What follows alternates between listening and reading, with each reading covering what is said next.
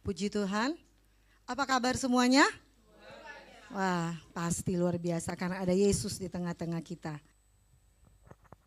Seberapapun kita yang hadir pada siang hari ini, kita percaya Tuhan selalu mengasihi kita dan karena Tuhan kita juga boleh hadir di tempat ini. Terima kasih juga buat pelayan yang sudah melayani pada hari ini dengan luar biasa. Dan dari mimbar ini saya mau sampaikan salam damai sejahtera. Shalom. Sekali lagi shalom. Saya percaya di dalam Tuhan ada sukacita. Amin. Kalau ada sukacita pasti semua orang yang hadir di tempat ini, kecuali yang ada di rumah saya nggak bisa lihat langsung, pasti penuh senyum. Ayo kita kasih senyum buat orang-orang di sekitar kita. Kita katakan, orang-orang di sekitar kita aja yang terdekat, kita katakan mari bersukacita di dalam Tuhan.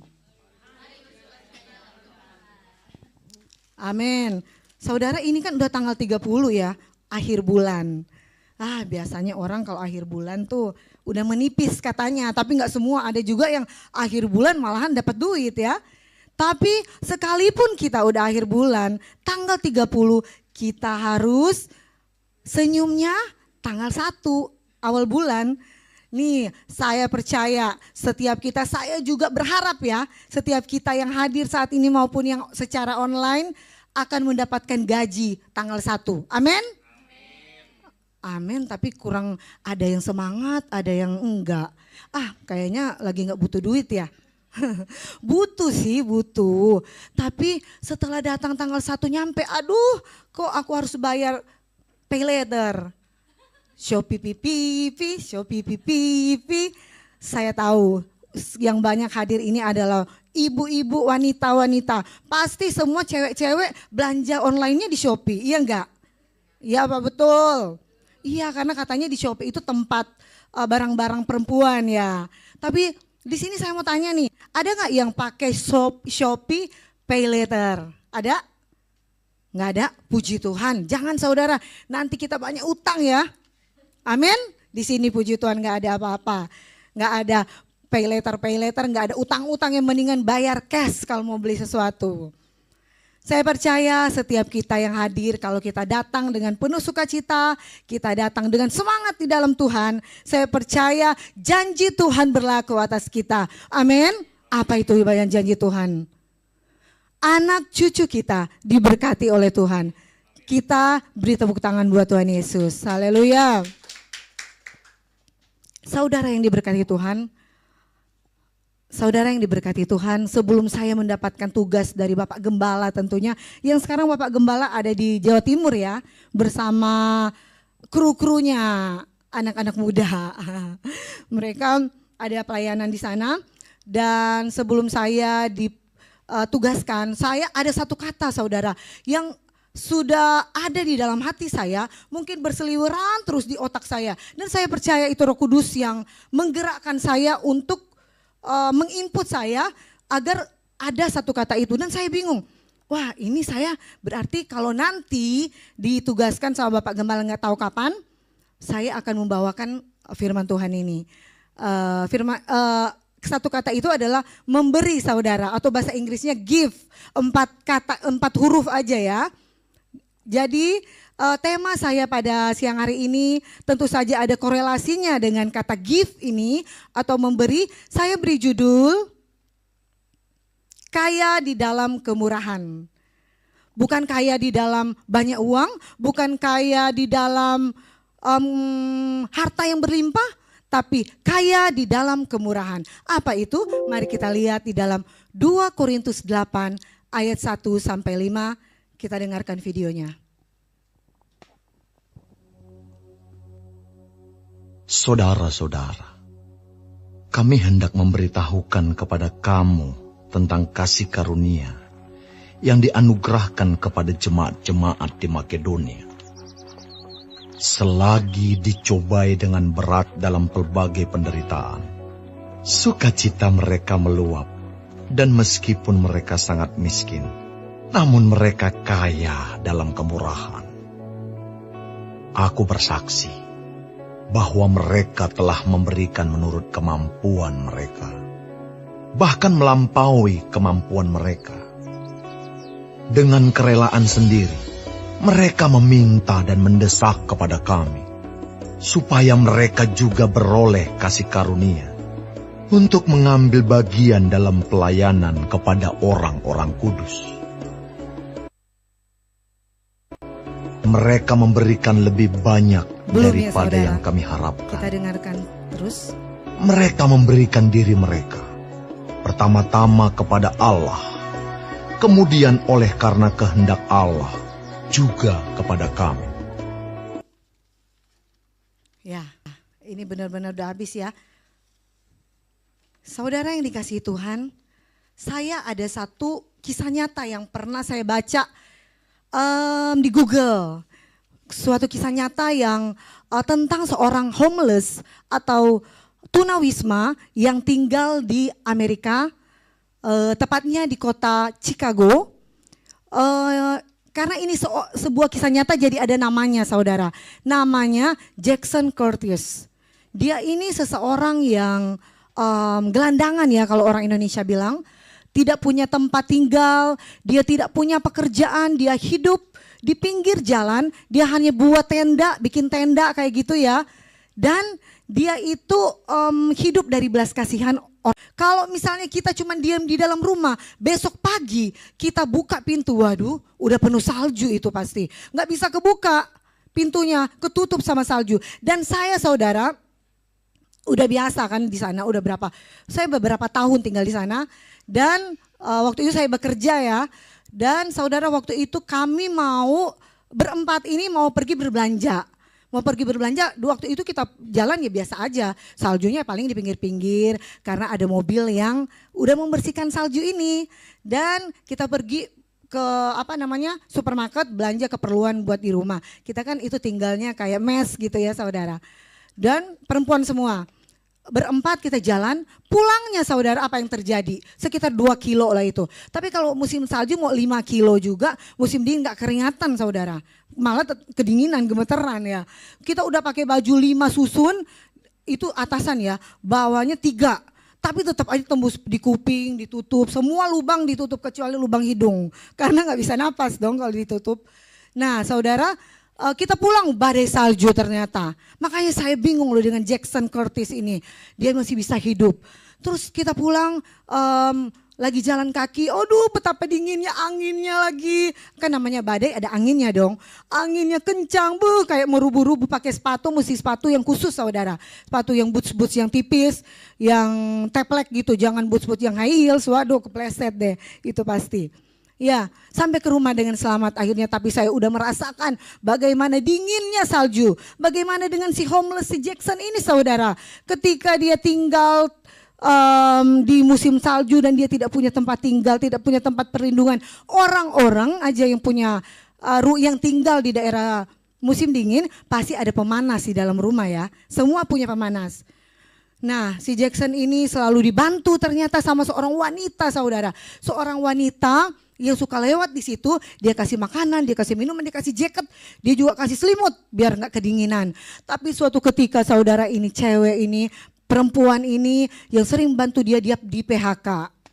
Waduh, kehilangan pekerjaan, dia tidak punya pekerjaan, dia juga kehilangan tempat tinggal karena di sana kalau waktu itu dia juga ini perempuan ini istilahnya tidak punya rumah sendiri, dia bayar setiap bulan. Ya saudara, jadi dia udah gak pekerjaan, dia keluarlah dari tempat itu karena dia udah gak sanggup bayar, mahal uang sewanya. Lalu dia punya anak 1, ini wanita, dia punya anak 1 dan orang yang ada petugas sosial bilang, karena kamu punya anak, kamu tidak diizinkan tinggal dalam mobil. Oh iya, dia punya mobil 1, jadi harta dia cuma 1 ini cewek ini.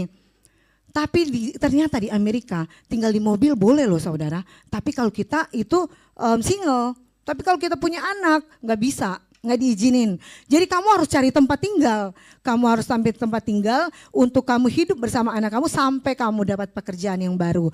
Tapi dia nggak punya uang saudara, berminggu-minggu dia bilang, aduh gimana mau bayar ini uang aku. uang sewanya, aduh gawat nih. Disinilah saudara, si Jackson muncul untuk menolong dia. Dia bawa uang kurang lebih itu kalau dirupiahin 10 juta. Dia bilang, hei perempuan, kamu yang sudah membantu aku di saat aku sulit. Sekarang aku akan memberikan kepada kamu 10 juta buat kamu bayar dan buat kehidupan kamu selama kamu masih mau cari kerja. Lalu tuh si cewek bilang, waduh, kenapa kamu harus kasih ke aku? Sedangkan kamu aja, kita orang selalu kasih makanan, sumbangin makanan. Buat dari mana duit kamu kumpulin? Sampai berapa lama kamu kumpulin duit ini? Berbulan-bulan, bahkan mungkin tahun. Aku mengumpulkan, tidak masalah aku tidak punya uang, aku mau membantu kamu. Enggak, aku tetap akan membantu kamu. Sekalipun aku tidak punya uang, aku masih punya Tuhan Yesus. Dia bilang begitu saudara. Wah luar biasa sih gelandangan ini. Jadi saudara, ini berbicara soal tabur dan tuai. Ketika kita menabur kebaikan, kita menabur memberi kepada orang susah, kita nggak tahu sampai kapan kita akan menuainya. Mungkin bisa berpuluh-puluh tahun, kita nggak tahu. Tapi yang pasti apa yang kamu tabur itu yang kamu tuai. Amin.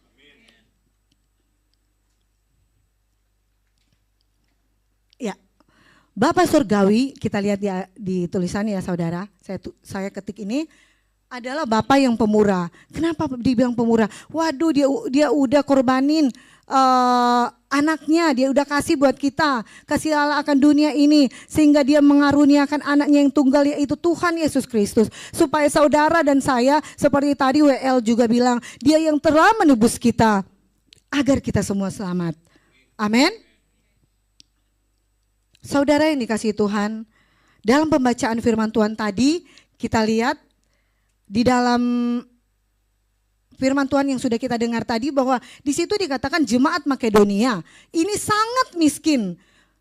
Tapi dia juga mau memberi kayak si Jackson ini. Dia bilang, dia samperinlah si Paulus ini. Paulus, kami mau memberi dong. Kami mau memberi bantuan kepada jemaat yang ada di Yerusalem yang sekarang lagi kesulitan.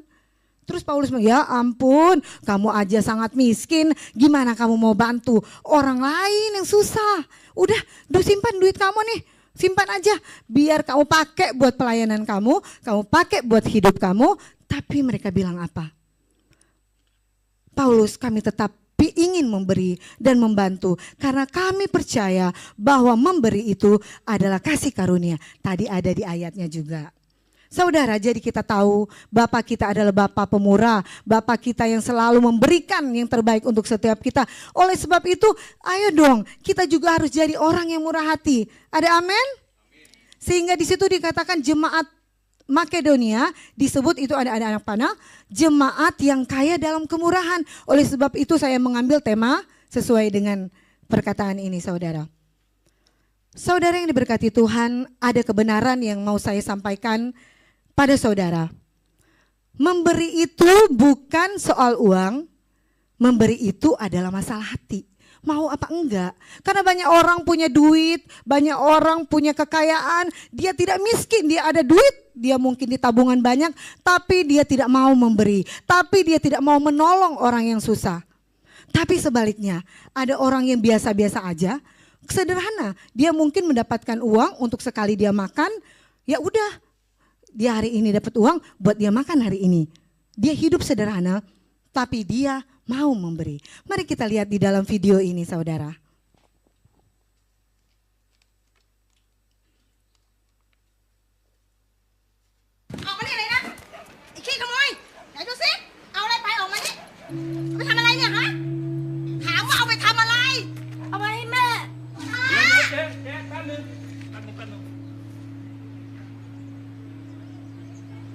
Mẹ cười à?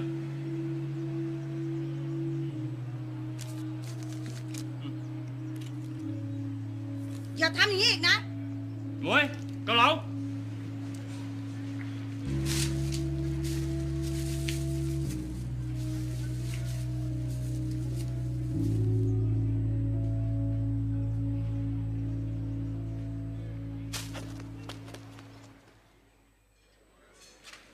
Chọn, nay lên khắp, nâng lên. ป๊า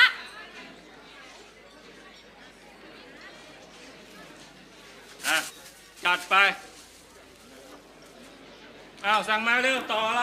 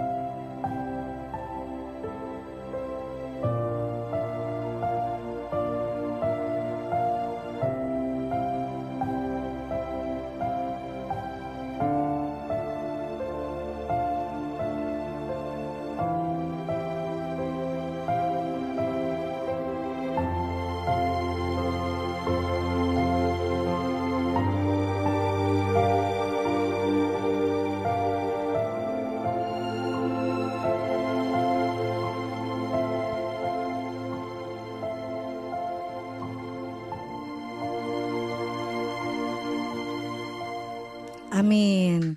Luar biasa ya saudara. Saya waktu mencari video ini saya juga melihatnya terharu banget. Wah, luar biasa. Kita itu nggak usah ragu untuk memberi. Kita nggak tahu di saat kita memberi, wah kita ntar menuai hal yang luar biasa seperti video ini ya. Amin, saudara. Jadi saudara, next. Jadi di sini dikatakan bahwa itu kita memberi itu bukan masalah kaya atau miskin. Tapi sekali lagi kita nggak punya uang atau punya uang, tapi kita adalah masalah hati. Apakah kita mau belajar menabur berkat? Karena kita sudah pertama kali menerima dari Tuhan Yesus. Kita sudah menerima keselamatan dari Tuhan Yesus. Jadi kita harus menjadi orang yang murah hati, sekali lagi saya tekankan. Kalau ada pertanyaan seperti ini, next. Kalau ada pertanyaan seperti ini saudara. Bagaimana supaya hidup kita dikejar berkat? Lihat tuh orang, waduh dikejar dolar, siapa yang gak mau, malah dia kabur. Kebanyakan kali dolarnya ya. Tapi biasanya orang bekerja mati-matian, mengorbankan segalanya, mengorbankan kesehatannya, mengorbankan tenaganya dan keluarganya juga ada yang orang kerja tapi keluarganya hancur. Untuk apa? Untuk dia mengejar duit. Biar duitnya banyak, tapi di sini pertanyaannya adalah bagaimana supaya hidup kita dikejar oleh berkat. Bagaimana ya saudara? Karena orang yang menabur banyak pasti dia akan menuai banyak. Itu kata firman Tuhan. Mungkin kita pernah dengar ini ada orang yang bilang, lu mau rumah? Ya lu harus tabur rumah dulu dong. Lu mau mobil, Mercy, apa aja Lamborghini, lu harus tabur dulu baru lu dapet. Saya pikir itu cuman mata duitan aja itu orang yang ngomong gitu. Tapi saudara ternyata ada benarnya loh. Kenapa saudara? Karena kita lihat lagi next, orang yang menabur sedikit, next, akan menuai sedikit, dan orang yang menabur banyak akan menuai banyak juga. Itu ada ayatnya. Kita dengarkan ayat yang akan dibacakan, 2 Korintus 9 ayat 6-11. Perikopnya, memberi dengan sukacita membawa berkat. Camkanlah ini, orang yang menabur sedikit akan menuai sedikit juga, dan orang yang menabur banyak akan menuai banyak juga. Hendaklah masing-masing memberikan menurut kerelaan hatinya, jangan dengan sedih hati atau karena paksaan, sebab Allah mengasihi orang yang memberi dengan sukacita, dan Allah sanggup melimpahkan segala kasih karunia kepada kamu, supaya kamu senantiasa berkecukupan di dalam segala sesuatu dan malah berkelebihan di dalam pelbagai kebajikan. Sebab ada tertulis, ia membagi-bagikan, ia memberikan kepada orang miskin, kebenarannya tetap untuk selama-lamanya. Ia yang menyediakan benih bagi penabur dan roti untuk dimakan. Ia juga yang akan menyediakan benih bagi kamu dan melipat gandakannya dan menumbuhkan buah-buah kebenaranmu. Ayat yang ke-11, kamu akan diperkaya dalam segala macam kemurahan hati, yang membangkitkan syukur kepada Allah oleh karena kami. Amin. Amin. Ternyata saudara next, kunci kita untuk dikejar berkat, itu saudara baca ya. Tidak boleh berhenti menabur. Jangan berhenti menabur. Beri terus, kasih terus. Istilahnya ya, kasih terus deh, beri terus. Hidup ini, karena hidup ini bicara soal tabur tuai. Sekali lagi saya katakan, engkau menabur banyak, engkau pasti menuainya banyak. Dan ternyata saudara, Tuhan menyediakan untuk setiap kita benih yang harus kita tabur dan roti yang boleh kita makan. Yang artinya adalah itu kalau Tuhan memberkati hidup kita, ada bagian yang harus kita bagi buat orang. Dan tentu saja ada bagiannya untuk kita. Amin. Next. Sebagai orang percaya kita lihat di 24, Mazmur 24 ayat 1 ini, kalau Tuhan semua dunia ini miliknya Tuhan. Mazmur 24 ayat yang pertama, Mazmur Daud. Tuhanlah yang empunya bumi serta segala isinya dan dunia serta yang diam di dalamnya. Amin. Next. Saudara yang dikasihi Tuhan, kita ini hanya punya hak pakai. Kita nggak punya hak milik di dunia ini. Mau kita punya Lamborghini, mau kita punya rumah mewah, mau kita punya apapun yang ada di dunia ini, itu bukan milik kita. Semua yang kita punyai di dunia ini, kenapa? Cuma titipan dari Tuhan yang harus kita kelola, yang harus kita pertanggungjawabkan. Kenapa kita pertanggungjawabkan? Karena entar di hari pengadilan itu ditanya loh sama kita. Amin. Saudara yang dikasihi Tuhan, memberi persembahan itu ternyata adalah wujud ibadah dari orang-orang yang beriman. Saudara orang beriman, kalau beribadah memberi persembahan. Ayo kita lihat di dalam Amsal. Amsal 3 ayat 9 dan 10. Muliakanlah Tuhan dengan hartamu dan dengan hasil pertama dari segala penghasilanmu. Maka lumbung-lumbungmu akan diisi penuh sampai melimpah-limpah. Dan bejana pemerahanmu akan meluap dengan air buah anggurnya. Amin. Amin.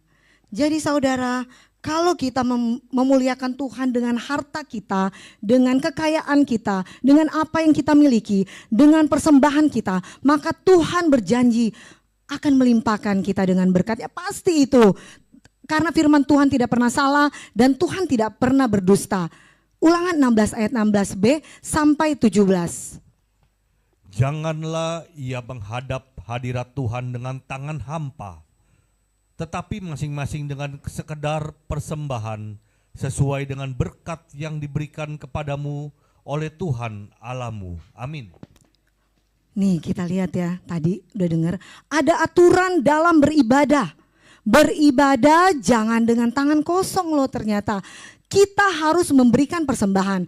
Kalau soal banyaknya, besarnya, kecilnya, itu kita berikan sesuai dengan kadar kemampuan masing-masing orang. Karena setiap orang gak sama. Amin. Saudara, pada zaman dulu, orang Israel juga yang di perjanjian lama juga memberi persembahan. Mereka membawa apa? Membawa binatang. Mereka bawa kayak merpati, mereka bawa domba. Dan kalau zaman sekarang kita bawa duit. Iya kan, kasih duit, oh gampang, tinggal dikirim lewat ada kan nomor rekening. Kita juga pakai kantong persembahan yang sering dibawa oleh petugasnya. Jadi saudara, setiap kita itu memang harus memberi. Karena apa? Karena dengan kita memberikan, itu menyatakan bahwa kita itu anak Tuhan, itu menyatakan kemurahan Tuhan, kemurahan hati kita yang merupakan sifat dasarnya daripada Tuhan yang suka memberi. Saudara, kita mau lihat juga di dalam 1 Timotius 6 ayat 17 sampai 18. Next. Peringatkanlah kepada orang-orang kaya di dunia ini agar mereka jangan tinggi hati dan jangan berharap pada sesuatu yang tak tentu seperti kekayaan, melainkan pada Allah yang dalam kekayaannya memberikan kepada kita segala sesuatu untuk dinikmati. Peringatkanlah agar mereka itu berbuat baik, menjadi kaya dalam kebajikan, suka memberi dan membagi.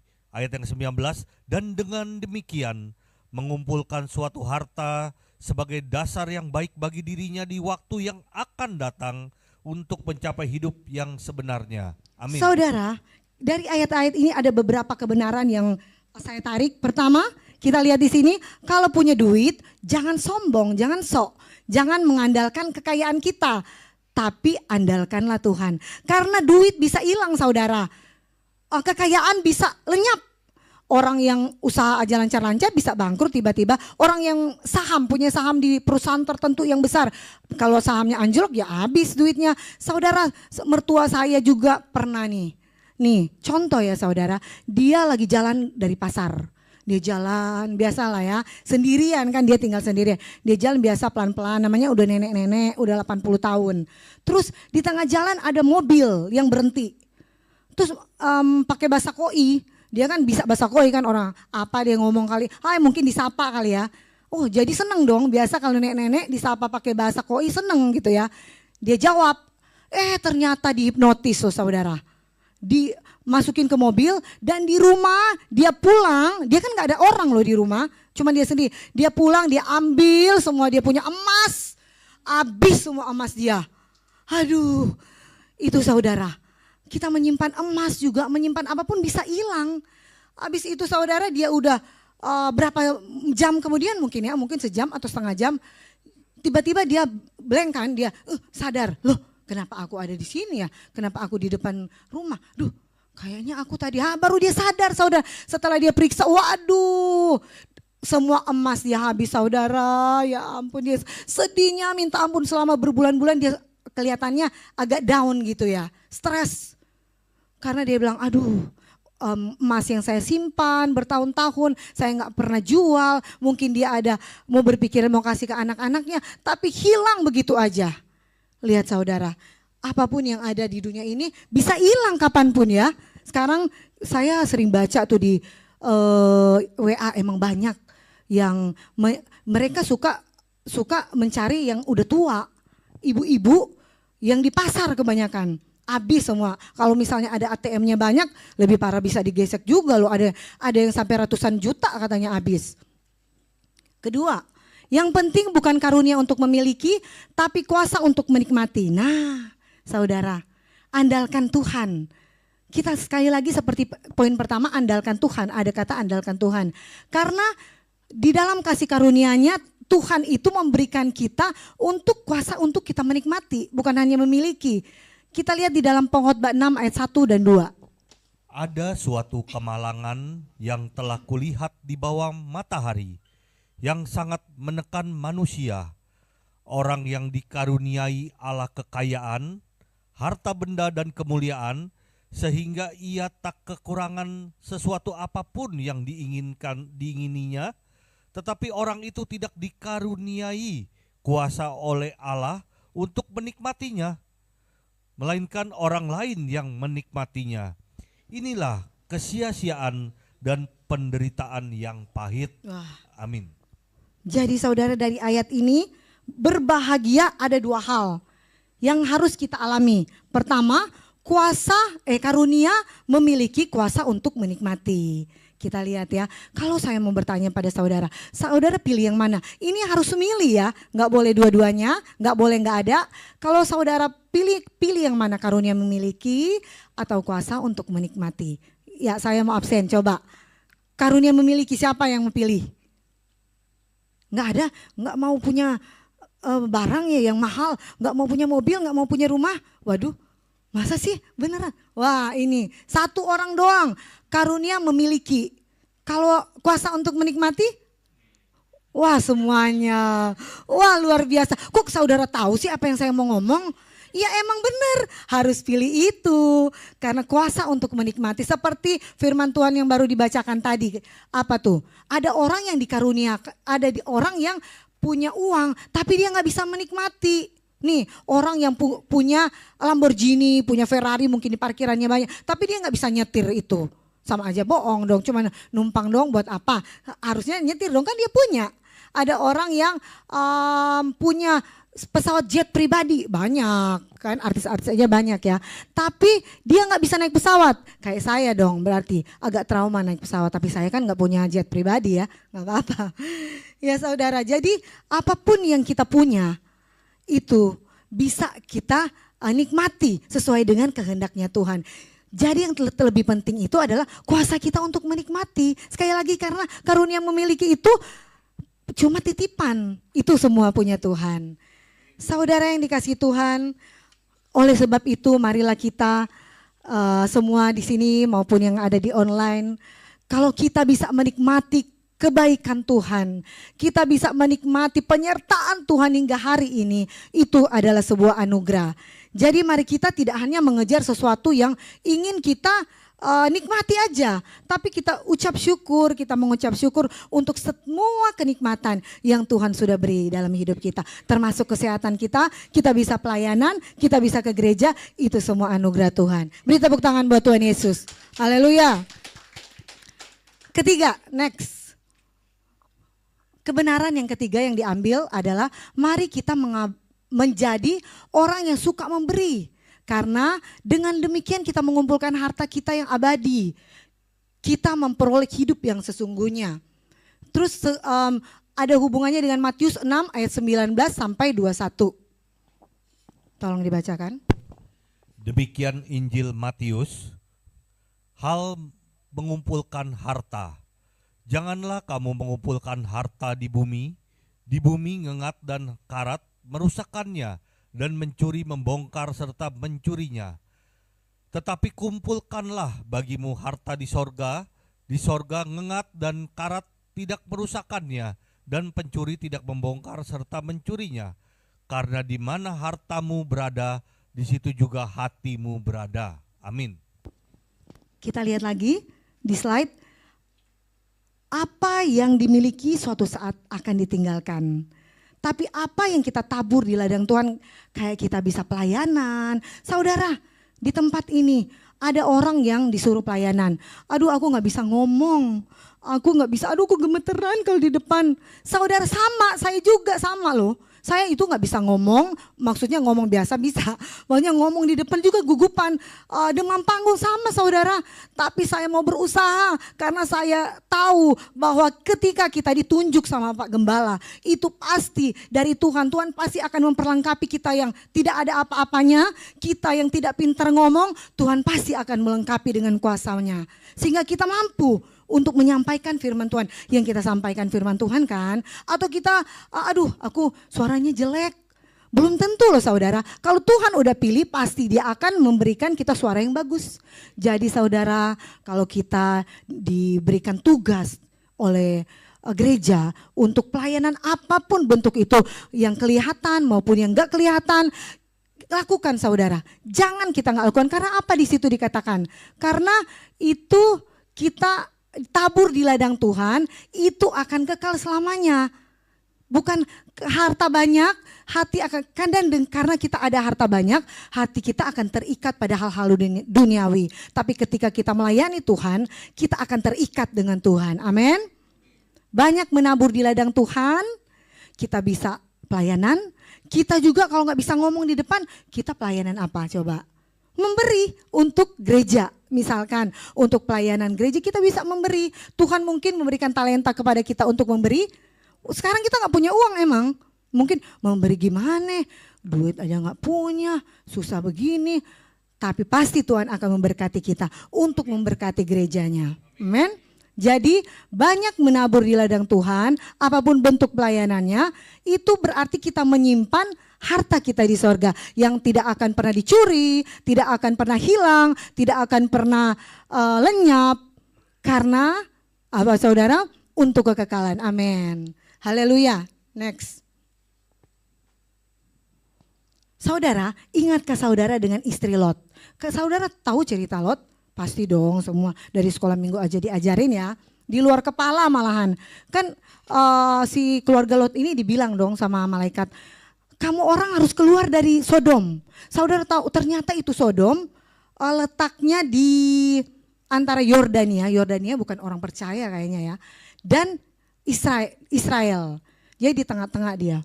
Sodom ini saya juga aneh loh kenapa si Lot bisa tinggal di situ ya. Ntar tanya sama Pak Otnel kalau soal itu.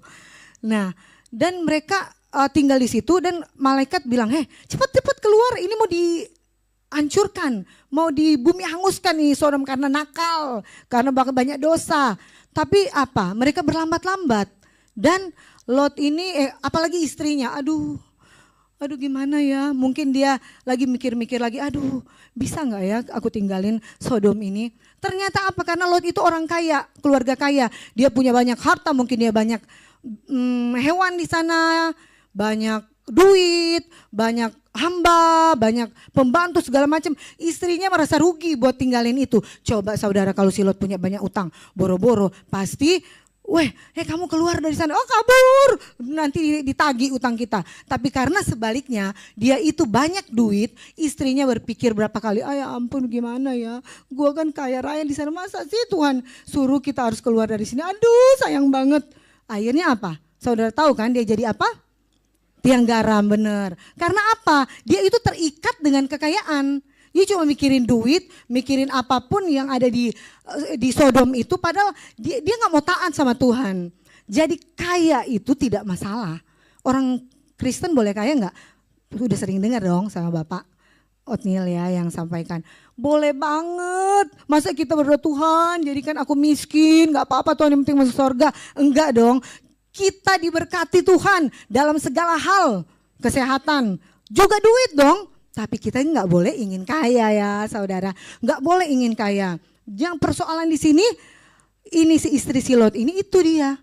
Dia udah nyaman banget dengan kekayaannya. Dia terikat banget. Susah untuk lepas.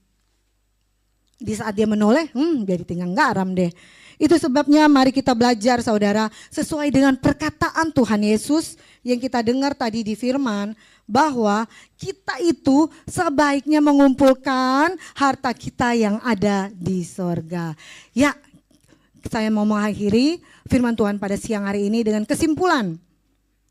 Di sini ditulis camkanlah kalau bisa ya saudara, nggak maksa loh. Pertama, memberi bukan soal punya uang atau enggak. Sekali lagi kita rewind ya, karena ini kan kesimpulan ya.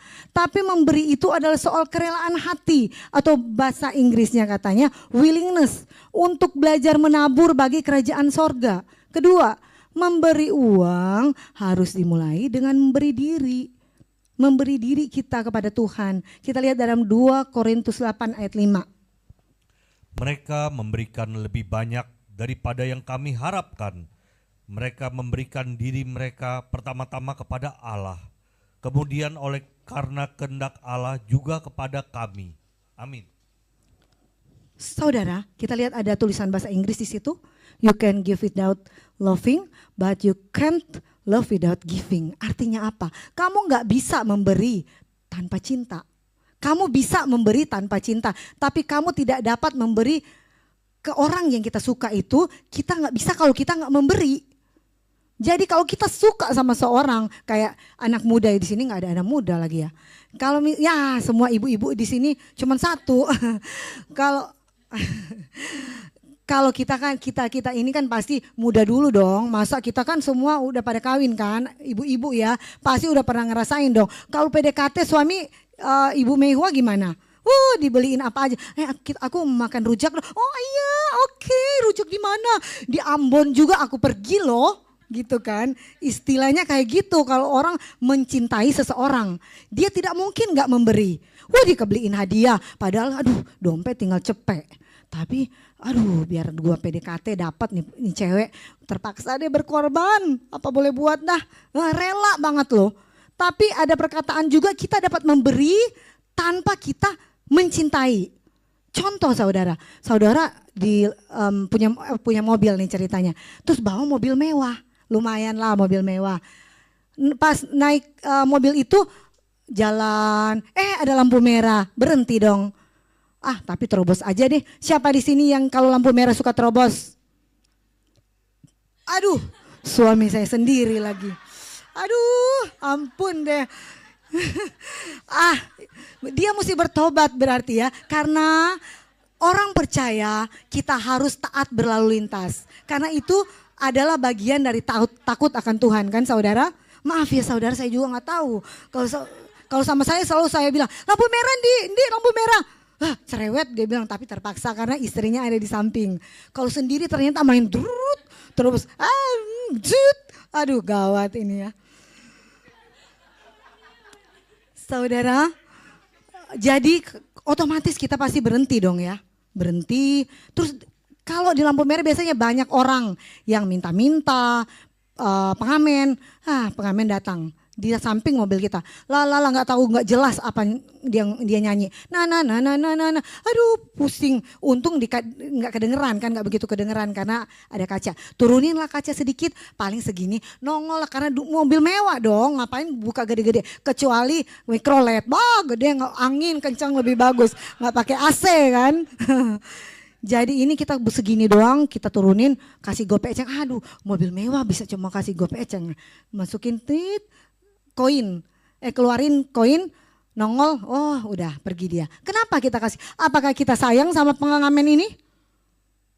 Sayang nggak? Cinta nggak? Enggak. Cuman karena kita takut mungkin mobil kita mau dibaret. Daripada dibaret udahlah kasih aja gope. Untung dia bilang pelit mobil mewah masa cuma kasih gope. Ya saudara, jadi saudara berarti memberi uang di sini dikatakan harus dimulai dengan memberi diri. Kita sadar, next, kita harus menjadi the good steward atau pengelola yang baik dari harta milik Tuhan. Nah, ini nih, mantap nih. Jadi kita harus pengelola yang baik ya. Seringkali orang berpikir, aku memberi perpuluhan. Orang yang setia memberi perpuluhan. 10% punya Tuhan, 90% milik Owe dong. Benar itu? Karena itu saya harus berusaha mati-matian untuk bekerja supaya kalau misalnya aku cuma 3 juta setiap bulan gaji saya, cuma sedikit saya kasih ke gereja. Kalau saya duitnya 30 juta gajinya, saya kasih gereja kan banyak. Itu setengah kebenaran saudara. Karena apa? Hidup kita ini 100% hidup kita punyanya Tuhan. Dan kalau kita sadar bahwa hidup kita ini punya Tuhan 100%, jadi kita udah gak ada mempermasalahkan dengan perpuluhan. Berapapun kita mau, kita tahu dari hati kita mau ngasih. Banyak orang yang kasih perpuluhan lebih dari 10%. Saudara yang dikasihi Tuhan. Saya ini adalah orang yang selalu berusaha setia untuk memberikan perpuluhan sejak menikah hingga hari ini. Karena saya dan suami percaya bahwa semua apapun yang Tuhan berikan dalam hidup kami itu merupakan titipan, itu bukan punya kami. Jadi selayaknya kita harus memberi dan mengembalikan kepada Tuhan. Kita lihat dalam Maliaki 3 ayat 8 sampai 10.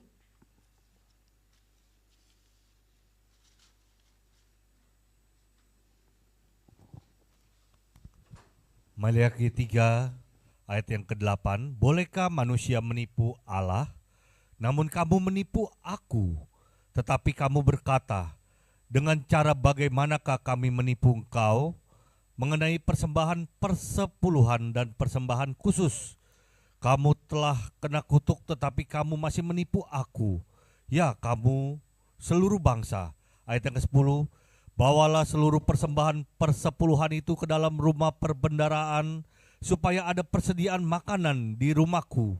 Dan ujilah aku, firman Tuhan semesta alam, apakah aku tidak membukakan bagimu tingkap-tingkap langit, dan mencurahkan berkat kepadamu sampai berkelimpahan. Ayat yang ke-11, aku akan menghardik bagimu belalang pelahap, supaya jangan dihabisinya hasil tanahmu, dan supaya jangan pohon anggur di padang tidak berbuah bagimu, firman Tuhan semesta alam. Amin.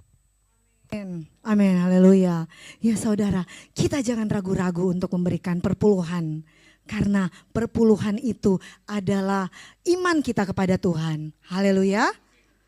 Ingatkah saudara tentang 5.000 orang laki-laki, belum termasuk cewek dan anak kecil, anak-anak. Pernah dengar kan? Udah pasti, ini juga pasti di luar kepala nih. Dan ini cerita ini siapa yang Tuhan pakai untuk memberkati? Ada yang ingat? Siapa? Ada? Anak kecil saudara, anak kecil. Kenapa? Dia ternyata punya bekal. Biasa ya, kalau ibu-ibu bekalin anak-anak saya, seperti dulu saya waktu anak-anak masih kecil, saya selalu bekalin makanan. Kenapa? Karena anak-anak saya itu gampang kena radang tenggorokan, udah demam kalau sembarangan makan.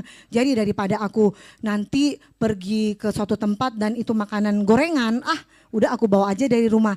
Begitu juga waktu itu, anak kecil ini punya 5 roti dan 2 ikan. Lalu Tuhan datang kepada Bapa, berdoa. Dan saudara, kita percaya apa yang menjadi kebutuhan saudara hari-hari ini. Mungkin saudara punya kebutuhan yang besar. Dan persediaan saudara mungkin sedikit, kurang. Mari, jangan khawatir, kita bawa kepada Tuhan. Kita percaya ketika kita bawa kepada Tuhan dengan iman, mujizat pasti terjadi dalam hidup kita. Saudara, bagaimana mujizat terjadi? Ya, ini apakah tuh 5 roti ini menjadi roti yang raksasa, bisa dibagikan kepada semua orang, 2 ikan paus? Tentu tidak. Karena semua tetap pada ukurannya. Tapi di saat dibagikan ternyata nggak habis-habis saudara. Nah itu artinya apa? Kita jangan berdoa, Tuhan tolong jadiin aku orang kaya dong, banyak uang Tuhan. Biar aku bisa kasih perpuluhan. Tuhan biar aku bisa bantu orang susah. Biar aku Tuhan bisa bantu orang miskin dan panti asuhan mungkin. Dan pelayanan. Jangan doa seperti itu. Karena apa yang ada pada kita hari-hari ini, sekalipun kecil, mari kita belajar untuk memberi. Amin. Next. Saudara, kita percaya bahwa kita memberi dengan hati penuh sukacita. Pelipat gandaan, mujizat pelipat gandaan ada dan terjadi dalam hidup kita. Amin. Amin. Kita lihat lagi video ini sebagai penutup.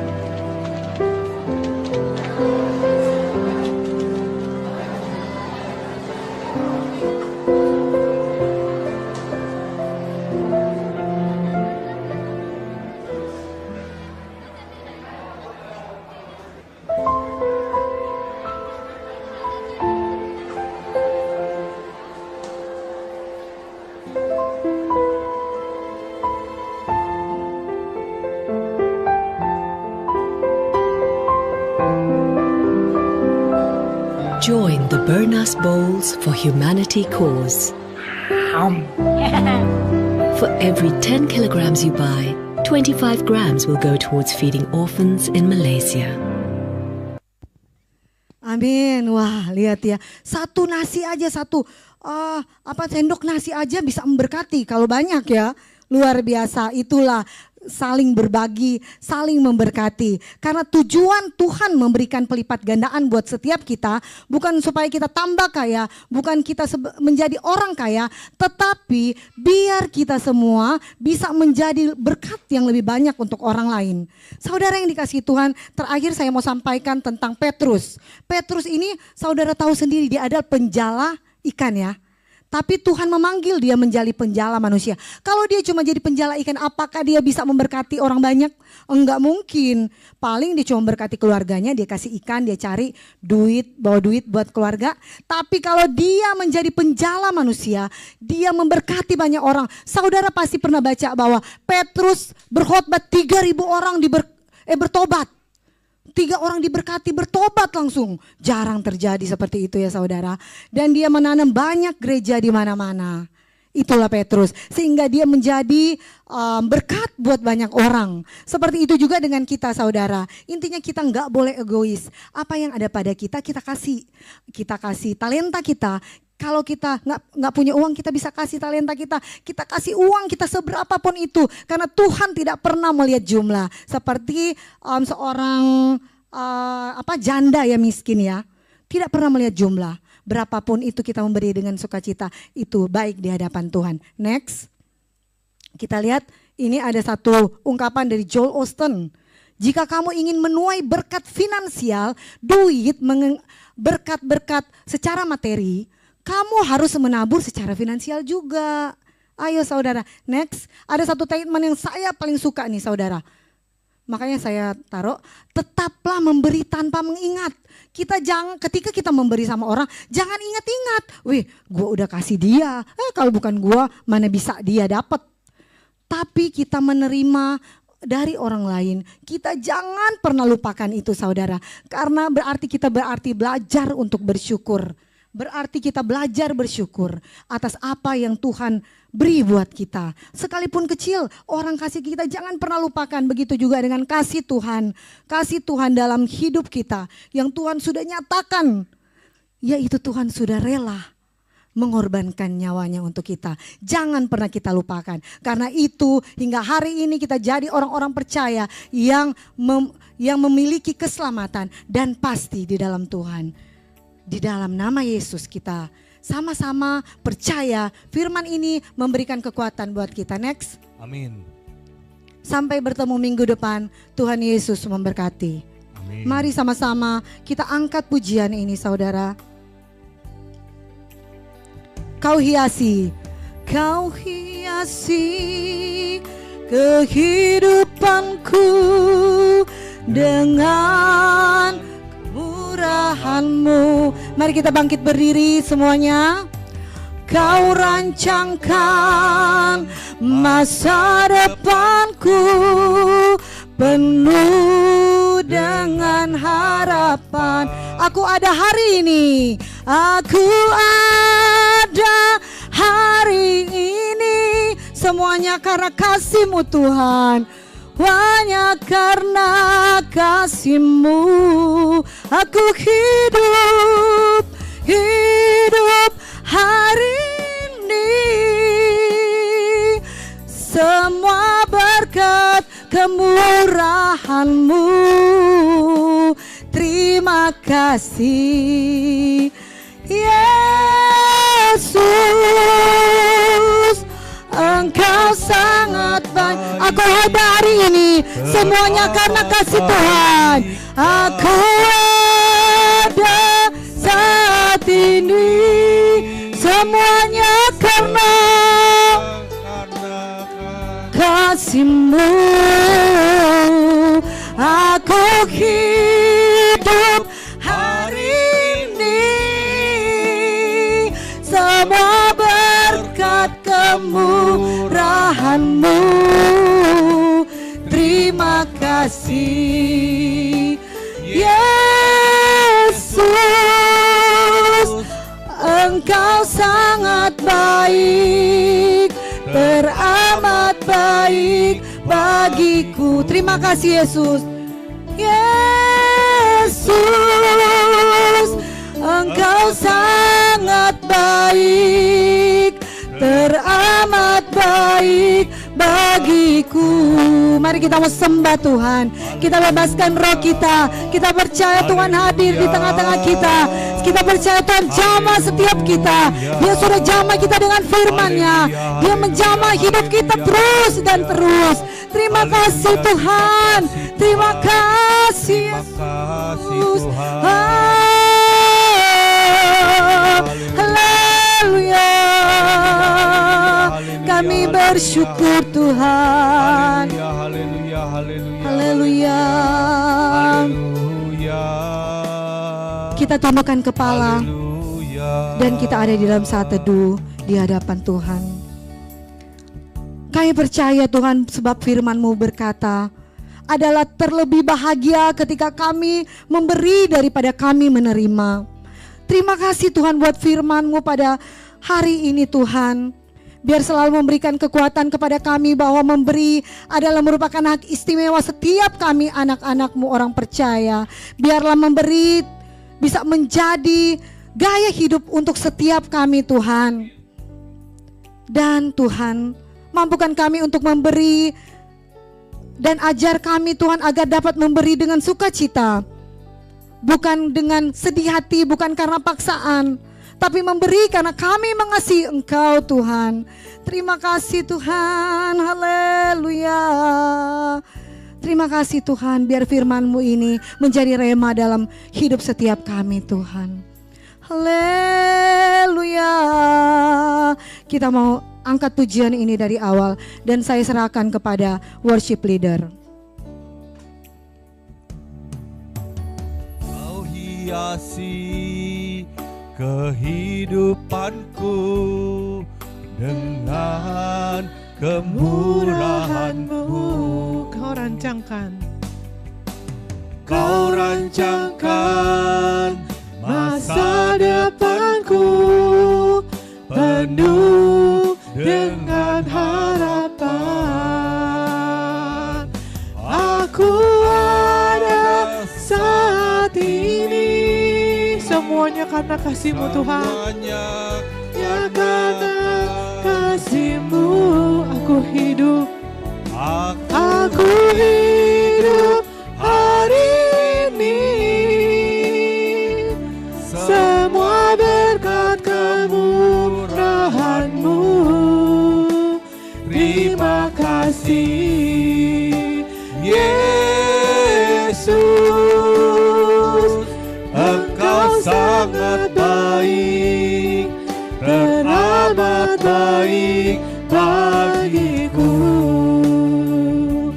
Engkau sangat baik, teramat baik bagiku. Terima kasih Tuhan, Engkau sangat baik Tuhan, teramat baik Tuhan bagi setiap kami. Kami bersyukur dan berterima kasih Tuhan, kami bisa mendengarkan firman-Mu Tuhan. Engkau berkati hamba-Mu yang telah menyampaikan firman-Mu Tuhan. Engkau urapi lebih lagi Tuhan, biar banyak firman, rahasia firman Tuhan bisa dibukakan bagi kami Tuhan. Terima kasih Tuhan, Engkau memberkati setiap kami Tuhan. Kami percaya firman-Mu memberikan kekuatan bagi kami Tuhan. Sebentar lagi kami akan memberikan persembahan Tuhan yang kami terima dari Engkau. Kami akan memberikan yang terbaik. Tuhan berkati setiap tangan-tangan yang memberi maupun yang belum dapat memberi, karena kami tahu Engkau Allah yang dahsyat Tuhan. Engkau dapat memberkati kami Tuhan. Terima kasih Tuhan, kami akan memberi dengan sukacita. Hanya di dalam satu nama, Tuhan Yesus Kristus. Haleluya, amin. Sambil persembahan dijalankan, kita masuk dalam pengumuman.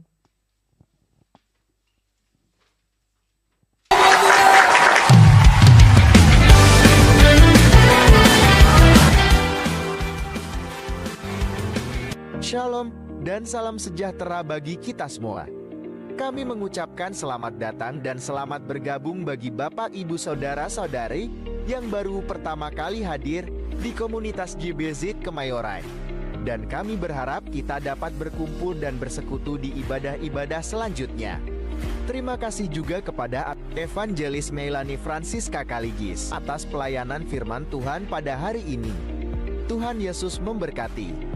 Berikut adalah jadwal ibadah dan pertemuan dalam seminggu sepekan. Kami mengundang bagi saudara yang baru datang dan jemaat GBZ Kemayoran untuk menghadiri ibadah raya setiap hari Minggu pukul 10 pagi sampai jam 12 siang secara online dan onsite. Ibadah sekolah minggu setiap minggu pukul 11 siang sampai jam 12 siang secara onsite. Doa pagi setiap hari Senin sampai Sabtu jam 5 pagi sampai jam setengah 6 pagi via Zoom meeting. Doa malam setiap hari kecuali hari Selasa dan Minggu pukul 9 malam sampai jam 9.15 malam via Zoom meeting. Pelajaran hidup menikah setiap hari Senin, Selasa, dan Kamis pukul 7 malam sampai jam 8 malam via Zoom meeting. Doa syafaat setiap Sabtu jam 5.45 pagi sampai jam 6 pagi via Zoom meeting. Ibadah Youth setiap minggu kedua dan keempat pukul 1 siang sampai jam 3 siang secara onsite. Saudara, tolong dukung dan doakan pembangunan gedung gereja dan pembentukan gereja lokal baru di Semarang, Tangerang, Bekasi, Papua, dan EKN. Kiranya Tuhan berkati setiap anak-anak Tuhan yang akan menempuh pendidikan ke jenjang selanjutnya. Persembahan dan persepuluhan jemaat Tuhan dapat ditransfer di rekening PC atas nama Trifosa Kurniawati dengan nomor rek yang sudah tertera. Demikian GBZ News hari ini, tetap hidup sehat dan jangan lupa bahagia.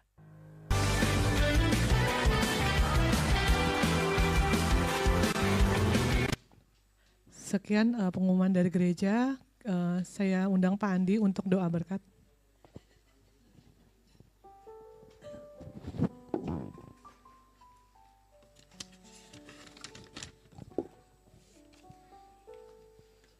Saudara, siapa yang diberkati hari ini kebenaran firman Tuhan?